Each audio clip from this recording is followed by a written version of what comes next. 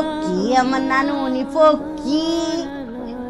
মা ওর একটা এক্সরে করে ফেলি, কি বলে? তুমি কি বলো? দরকার হইলে করবা, এত গবেষণার কি আছে? জামাই বাবুজি তো একটা কথা, ওই তোমার আব্বা বিয়া হিসাবে আর কিচ্ছু তেন কইও না, বুঝছো? বুড়া মানুষ অত তাল হুশ রাখতে পারছে না আর কি, একটা ভুল হইরে লাইছে, কি তার করবা? মা যে কি বলেন, ভুল করবে কেন? এটা ভুল আর তো কিছু নাই, এটা তো সামান্য একটা অ্যাক্সিডেন্ট।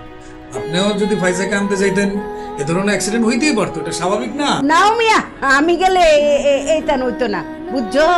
খুদা তালা আমার অন্যরকম তাল হুশ দিয়া পাঠাইছে। ওই ক্যাঙ্গারু দেখছো না, ফ্যাডের মধ্যে বাচ্চা লইয়া টপকায় টপকায় আডে।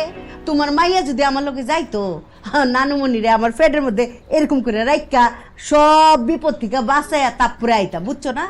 ট্রাক, বাস, গাড়ি গুড়া, রিক্সা কিচ্ছু তানি আমার নানুমণিরে কিচ্ছু তানি করতে পারতো না। এই তাল হুশ লই আমি চলি। আমার আমি গেলে তো পায়জামা আরো বেশি চেপ থাকতো। আমি গন্ডারের মতন রাস্তাঘাট সব আটকে ফেলতাম, আর পায়জামাকে চেপ করে বাসায় নিয়ে চলে আসতাম। আমরার কোনো হনে যাওয়ানোর দরকার নাই, যার যাওয়ার হে গেছে, যা গোডার ঘটছে।